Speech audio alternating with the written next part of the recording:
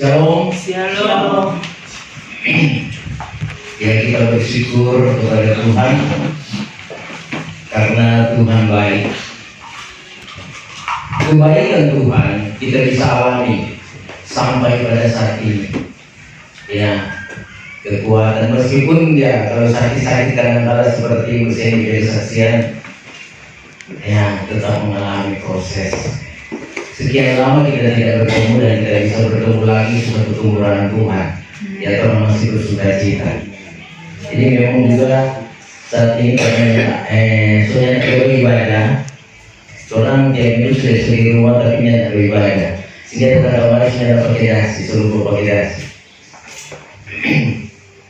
Tapi nantilah berjalan waktu, saudara, kami akan menyusun program pelayanan. Nah, saudara kasih dalam Tuhan, saya bersyukur kalau melihat jemaat masih dalam keadaan sehat dan tetap setia beribadah, meskipun cuma di Tuhan. Ya. Karena saudara di hari-hari ini apa yang kalau mau cari? Ya. Tuhan cari Tuhan dan mencari keselamatan masing-masing. Dalam mencari keselamatan memang sulit. Iblis itu berbagai cara mengganggu orang pikiran. Kadang-kala suami mengganggu, kadang-kala istri pengganggu, kadang-kala anak jadi pengganggu. Nah, ini proses, saudara. Kita harus kembali dan yakin akan firman Tuhan. Nah, saudara, sebelum lanjut mari kita akan baca firman Tuhan. Kita akan baca di dalam 1 Tesalonika 5 ayat 1 sampai ayat yang ketiga. 1 Tesalonika 5 terjemahan lama dikatakan begini: dari hal berjaga-jaga mengingatkan kedatangan Tuhan. Tetapi dari hal segala masa dan ketika itu, hai saudara-saudaraku, tak usahlah disuratkan kepadamu, karena bahwa hari Tuhan itu datang seperti pencuri pada malam. Apabila orang berkata sejahtera dan selamat, maka tiba-tiba datang kebinasaan ke atas mereka itu, seperti kesakitan beranak atas perempuan yang hamil. Maka sekali-kali tiada mereka itu akan dapat melepaskan diri. Terima kasih, silakan dulu. Saudara, apalagi yang dia sebetulnya kita pikir, apalagi yang mau sampaikan? Firman Allah sudah disampaikan tentang rencana-rencana Tuhan. Bagaimana Tuhan mau menyelamatkan kita, bagaimana Tuhan akan membawa kita kepada kesempurnaan, bagaimana kita dibentuk, diproses oleh Tuhan lewat firman Tuhan, lewat Roh Kudus, supaya kita ini bisa menjadi sempurna, bertambah-tambah jadi sempurna, sama seperti Kristus. Nah, kalau berbicara tentang rahasia-rahasia, ya tentunya sidang Jumat sudah paham, sudah tahu semua. Namun saudara, firman Tuhan saat ini hanya datang mengingatkan, berjaga-jaga. Ya, terjemahan baru dikatakan berjaga-jaga, karena Tuhan tidak lama lagi akan datang. Nah, saudara, dalam hal berjaga-jaga ini, apa yang Tuhan mau jaga, saudara? Jagalah dirimu agar supaya tetap setia kepada Tuhan. Karena saudara, dalam Tuhan dikatakan oleh firman Tuhan, ya, tentang masa kedatangan Tuhan. Tuhan akan datang pada saat yang kita tidak tahu. Dikatakan firman Tuhan sama dengan pencuri, seperti pencuri antara malam hari, antara siang hari. Artinya di saat kita lengah. Sebab itu firman Tuhan mengingatkan berjaga-jaga. Orang berjaga-jaga dan siuman, ya.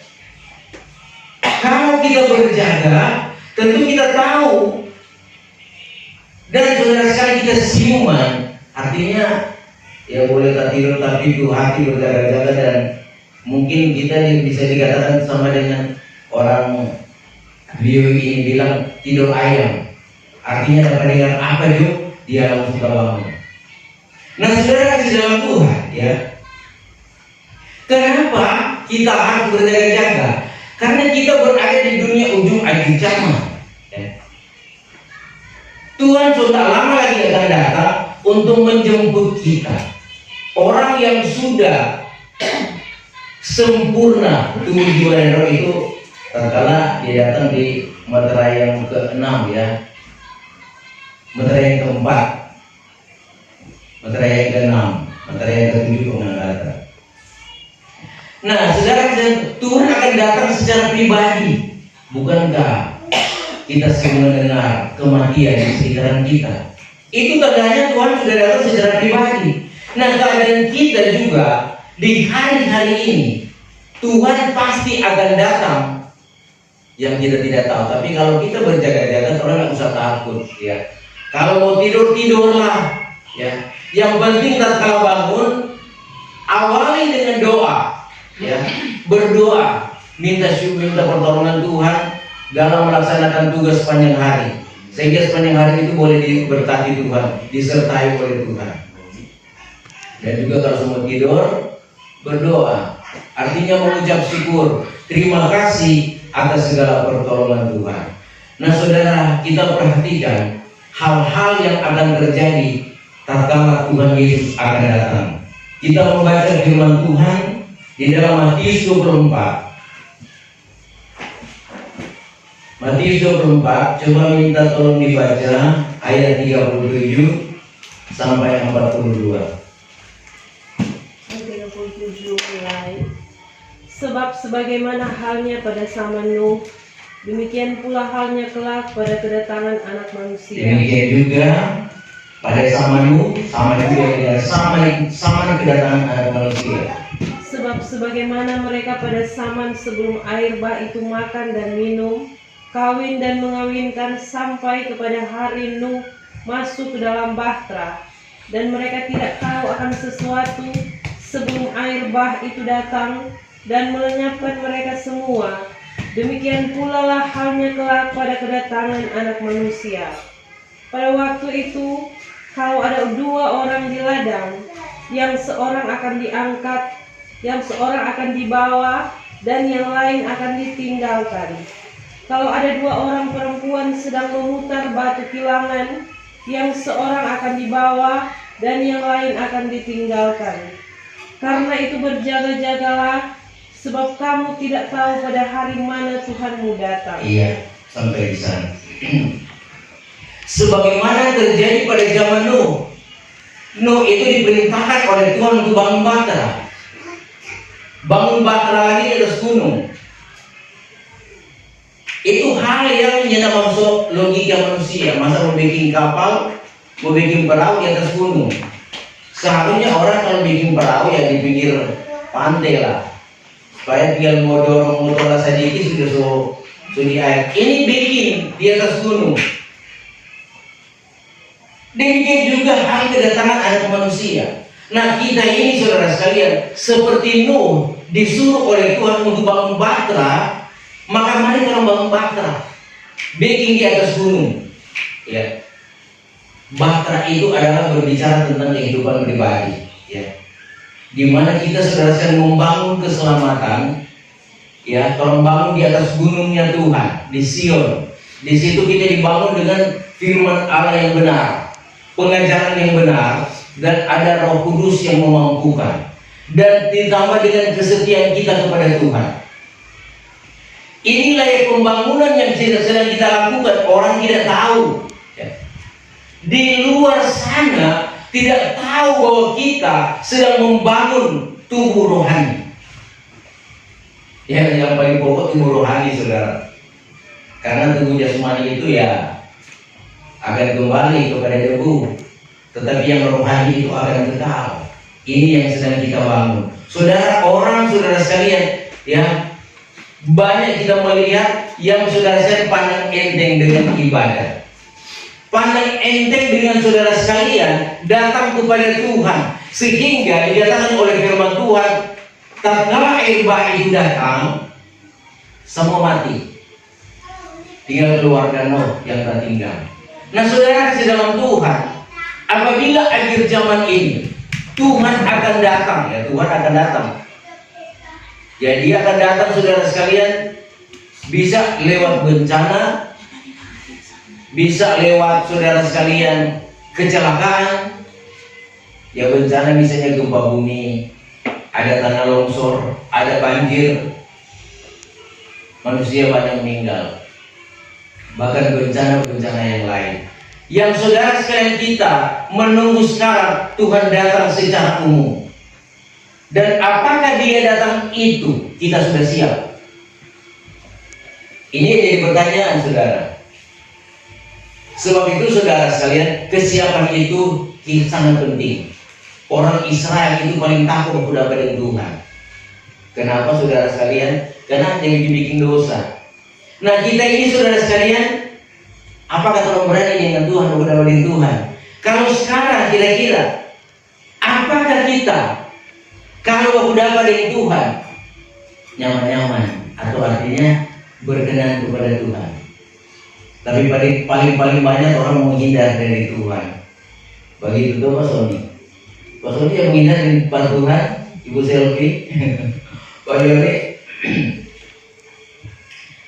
Banyak kali saudara sekalian menurut kenyataan bahwa sebetulnya orang ini banyak menghindar Pak Tuhan. Saya juga sebagai hamba Tuhan kadang-kadang saudara sekalian mau menghindar. Firman Tuhan katakan Tuhan itu adalah matahari. Coba saat bagi umur di matahari 1 hari. Sama-sama dengan Tuhan, kalau matahari bersobar. Begitu tuh. Orang saudara sekalian dalam ibadah pun tak kalah kena cahaya matahari, dia mulai sorot dari kursi bersobar. Itu tandanya tidak tahan dengan panasnya Tuhan. Tapi kalau orang saudara sekalian sungguh-sungguh, ada orang yang ibadah meskipun kena cahaya matahari, dia tetap fokus pada firman Tuhan. Meskipun sukanya hujan, yang kena tetesan air hujan, dia tetap fokus kepada firman Tuhan. Itu memang beda-beda, saudara.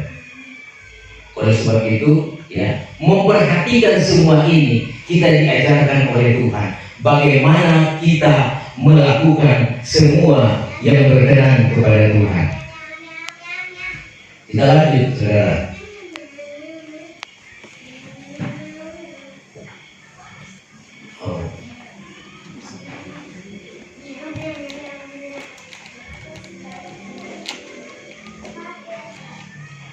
Ya.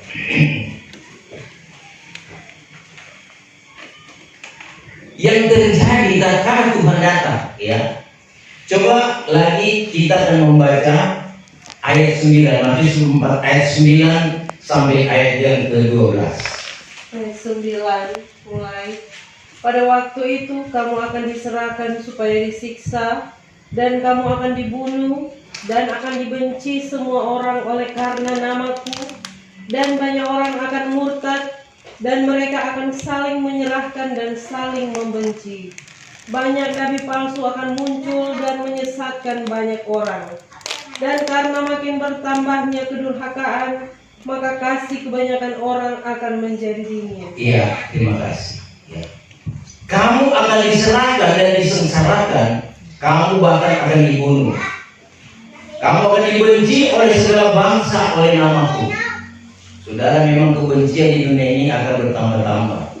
Sebab itu kalau ada orang yang benci pada orang, itu memang sudah tersurat. Kalau ada orang yang tidak suka dengan kita, itu memang sudah tertulis. Kadang-kadang dalam keluarga itu, ya, ada kebencian. Nah, itu sudah tersurat. Bagaimana kita menangkal semua itu dengan dekat kepada Tuhan, berpegang kepada kebenaran, sehingga kebencian itu tidak ada di tengah-tengah keluarga. Biar tua-tua, Pak Yori dan Ibu Seni adalah bapak-bapak saya. Begitu juga Pak Sony dan Ibu Selvi. Amin. Yang tidak ada saling menyalahkan atau kebencian. Jadi biar satu sudah salah, ya maklumi saja. Karena semua so kerja, so berusaha untuk mencukupkan kebutuhan anak-anak cucu, apalagi baru minta biaya. Ini semua dikerjakan dengan penuh kasih sayang. Nah, saudara sayang Tuhan, ya, kita melihat di sini juga. Kemudian daripada itu, banyak orang akan menaruh syak. Terjemahan baru katakan apa? Ayat yang ke-10. Murtad. Lalu seorang akan menyerang seorang yang lain. Seorang yang akan membenci seorang yang lain. Maka banyak nabi palsu akan terbit kelak dan akan menyesatkan banyak orang. Saudara, nabi palsu artinya pengajaran palsu. Ya. Nabi palsu, ada Kristus palsu, ada juga hamba-hamba Tuhan palsu. Jadi tidak semua hamba Tuhan itu kudus, ya, berkenan atau melakukan kehendak Tuhan.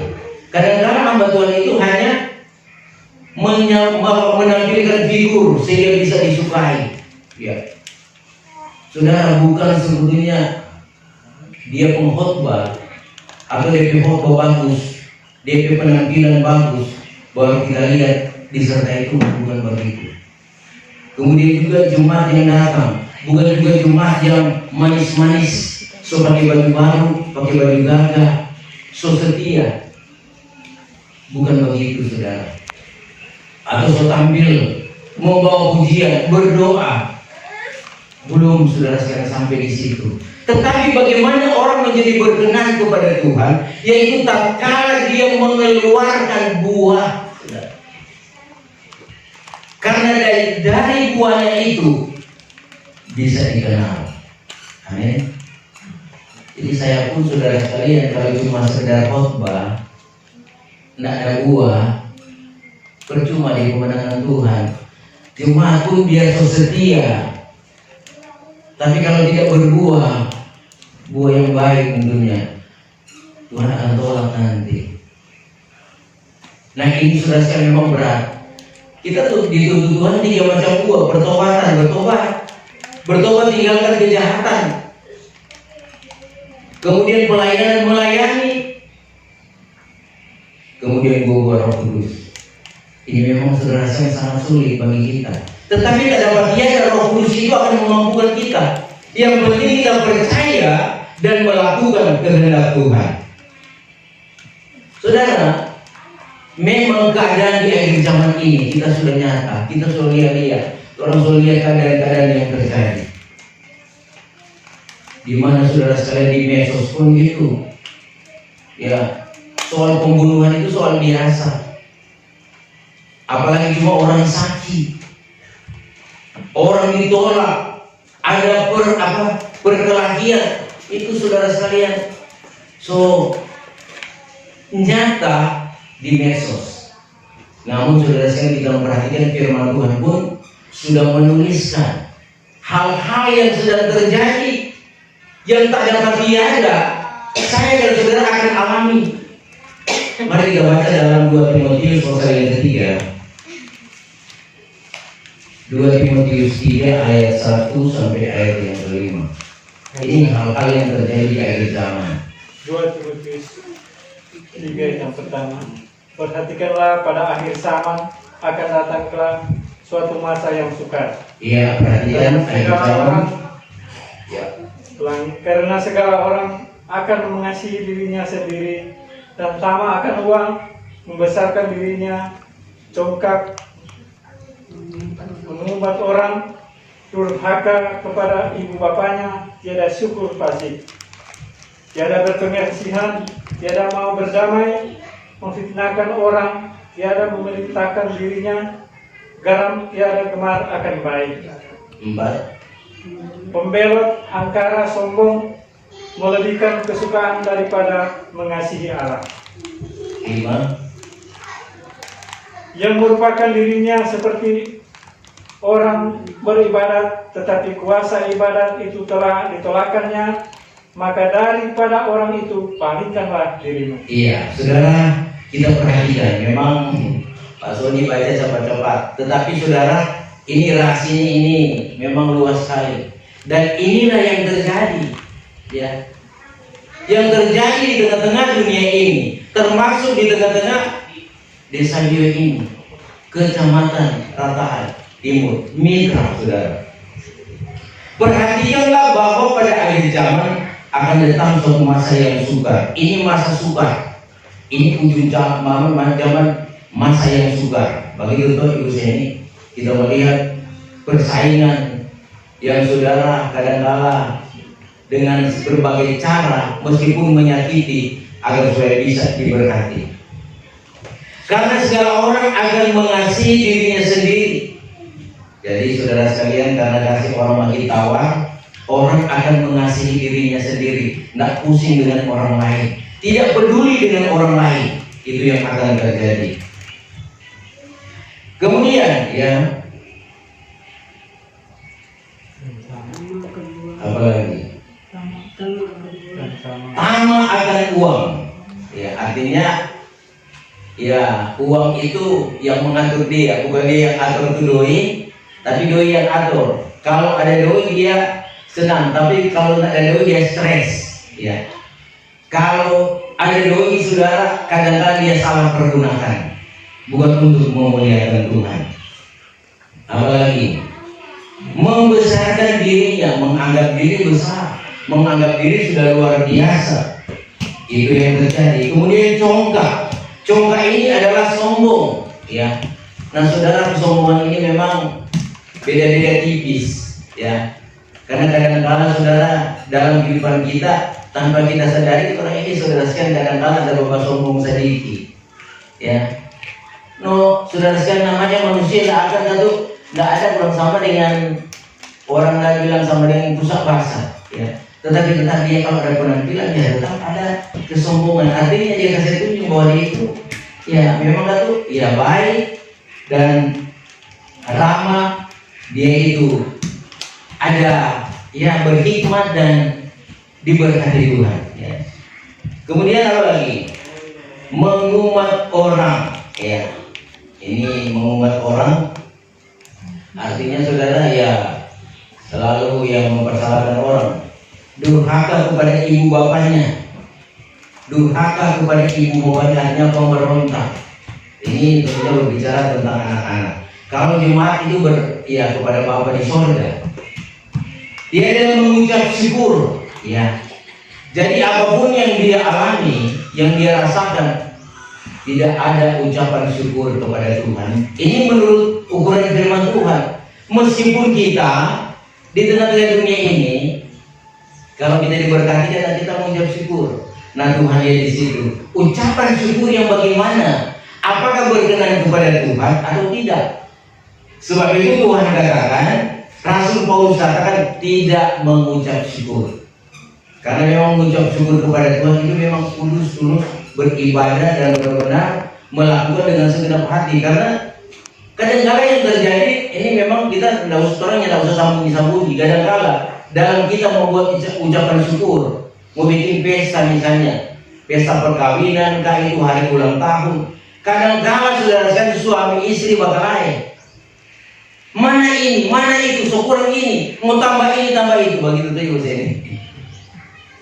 Dia bilang karena kita berpikiran ini so sakit, so bikin itu, so pikir-pikir itu.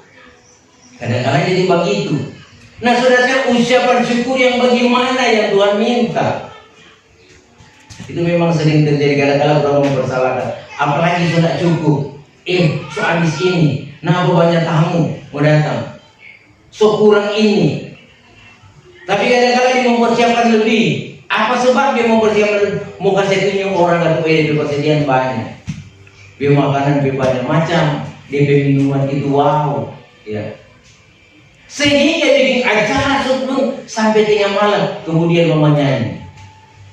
Nah ini saudara sekalian menjadi awas bagi kita, tanda awas kepada kita bahwa ucapan syukur itu yang berkenan kepada Tuhan.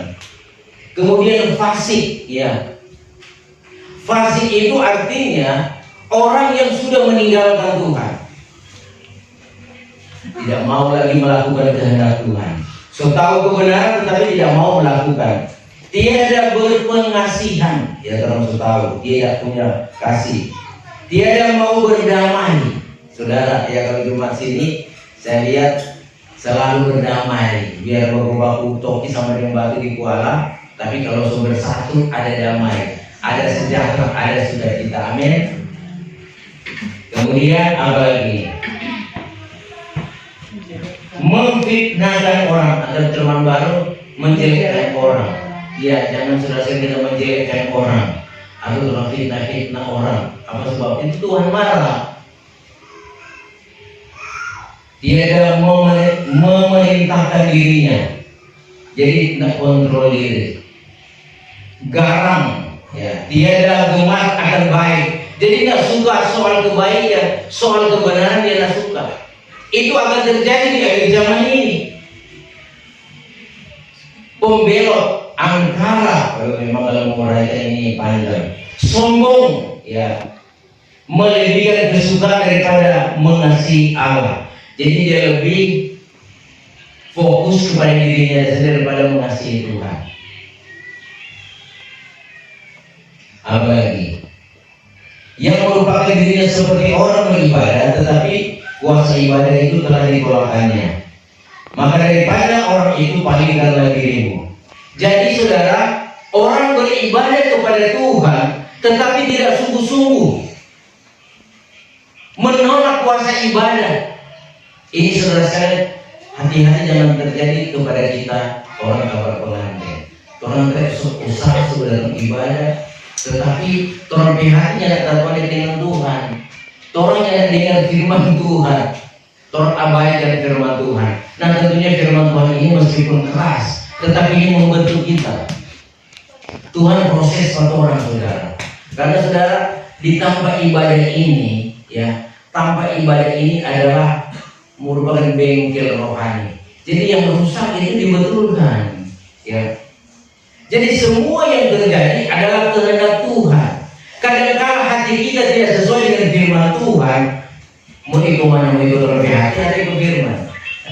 Tentu Tuhan ikut Tuhan mau toh, karena Tuhan yang benar, orang ini salah.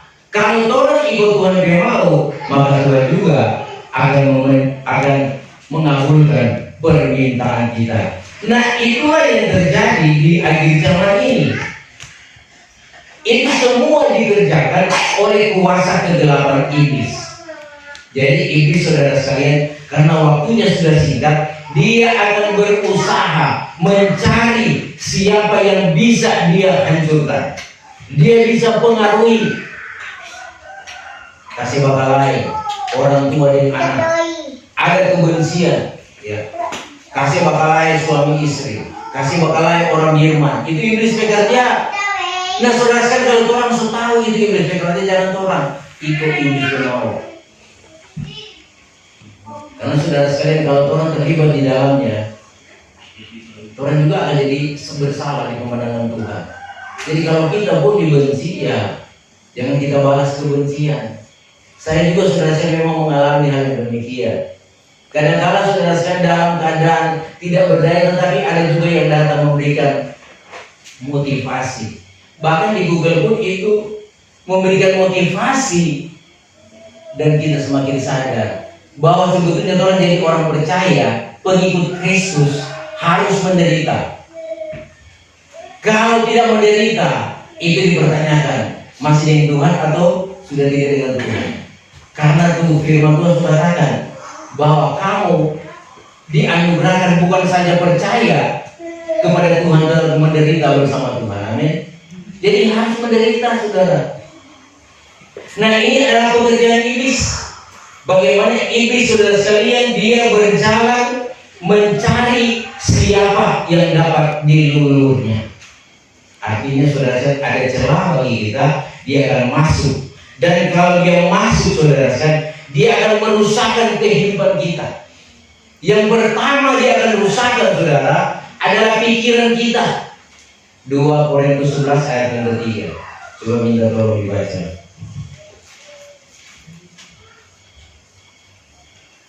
Ayat yang ketiga. Tetapi aku takut kalau pikiran kamu disesatkan dari kesetiaan kamu yang sejati kepada Kristus, sama seperti Hawa diperdayakan oleh ular itu dengan kelicikannya.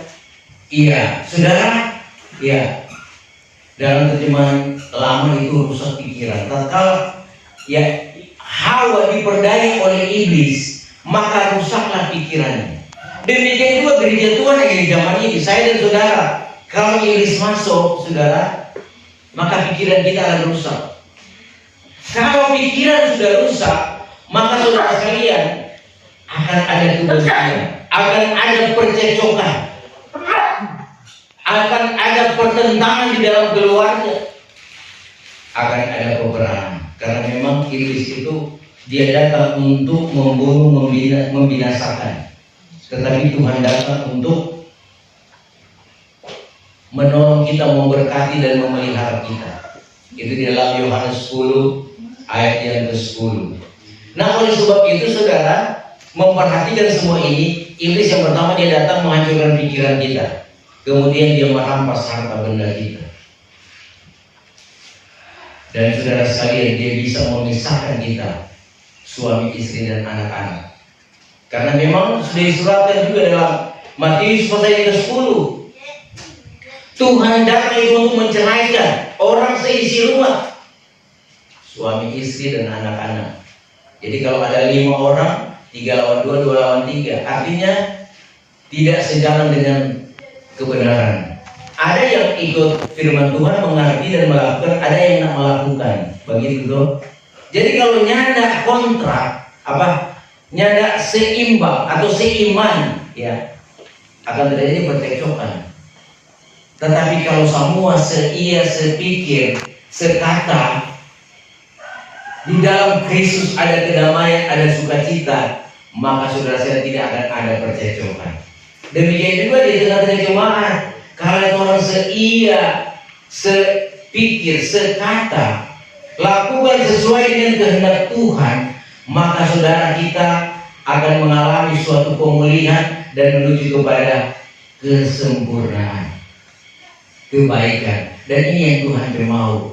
Jadi meskipun kita saudara saya menghadapi berbagai-bagai pergumulan, tetap dekatkan diri kepada Tuhan. Kemudian saudara sekalian, ayat yang terakhir kita baca 1 Tesalonika 5 tadi ayat 4. 1 Tesalonika 5 ayat 4. Ya saya bacakan saja karena langsung dengan penuraian. Tetapi kamu ini hai saudara-saudaraku, tiadalah di dalam gelap sehingga hari itu menimpa kamu seperti seorang pencuri. Paulus mengatakan, ya, meskipun ya akan terjadi pertentangan, penolakan, terjadi berbagai pergumulan, orang akan meninggalkan Tuhan, tetapi kamu ini akan tetap di dalam Tuhan. Ayat 5, karena kamu sekalian ini anak-anak terang dan anak-anak siang, bukannya kita terhisap kepada malam atau kepada gelap. Ya. Orang ini anak-anak terang, amin. Karena ada kebenaran firman Tuhan. Kalau kita tidak punya kebenaran, tentu kita menjadi anak-anak gelap. Sebab itu biarlah kita tidur. Dikatakan ayat 6. Sebab itu biarlah jangan kita tidur seperti orang lain, melainkan biarlah kita jaga dan siuman. Itu sudah disentuh tadi. Jadi sama dengan tidur ayam. Jaga dan siuman. Kemudian karena orang yang tidur pada malam dan orang yang mabuk pada malam. Tetapi kita ini yang terhisap kepada siang, biarlah kita siuman dan memakai baju sirah iman dan kasih, dan berkotopongkan pengharapan selamat. Ayat 9. Karena Allah menguntungkan kita, bukannya akan ditimpa murka, melainkan akan memperoleh selamat oleh Tuhan kita Yesus Kristus. Jadi kita diuntungkan oleh Tuhan untuk diselamatkan, bukan untuk binasa. Sebab itu saudara, kalau kita dikhususkan, dipimpin untuk mendapatkan berkat keselamatan, kehidupan kekal, maka kita tetap dijaga, dipelihara oleh Tuhan. Sebab itu tetap setialah kepada Tuhan. Doakan kami hamba Tuhan supaya juga tetap setia kepada Tuhan. Karena memang di masa-masa ini, di hari-hari ini, kita berada di masa-masa yang sulit, ya. Supaya itu jangan sampai kasih Tuhan jadi tawar. Orang semua baku-baku marah, tapi orang baku-baku sayang, baku-baku tegur, baku-baku ingat, baku-baku pigi, ya. Baku-baku pigi dan baku-baku datang. Dan ini yang perlu diwujudkan di dalam keluarga kerajaan Allah. Karena saudara, Orang di dunia ini cuma sementara kasihan. Apa yang orang mau harapkan di dunia? Enggak ada. Kalau orang pulang cuma membawa segenggam apa yang digenggam. Orang matinya tidak pegang apa-apa, saudara.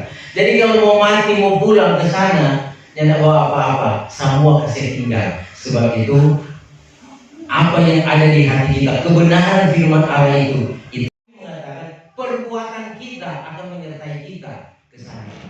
Jadi kalau perbuatan baik, ya akan dilihat oleh Tuhan, oh perbuatan baik masuk surga. Kalau perbuatan jahat masuk neraka. Kasihan tuh. Dan puji Tuhan, inilah kebenaran firman Tuhan. Mari kita mempersiapkan diri, kita akan menyembah Tuhan bersungguh-sungguh agar supaya karunia kepada Roh Kudus berjalan, ada perbuatan, ada penglihatan, sehingga Tuhan pertama-tama dia pun ada menyerah sungguh-sungguh, sehingga Tuhan akan mengaruniakan karunia lihat, ya, bahkan karunia penglihatan, karunia yang dibuatkan. Karena inilah yang membuatkan kita. Kalau kita ada karunia kita kuat, artinya Tuhan beserta dengan kita, dan pasti Tuhan akan kasih. Sebab itu mintalah, ketuklah pintu, minta kepada Tuhan, ketuklah pintu hati Tuhan. Apa yang menjadi kebutuhan kita, pasti Tuhan akan berikan bagi kita. Tuhan memberkati. Kita nyanyi pujian Yesus baik.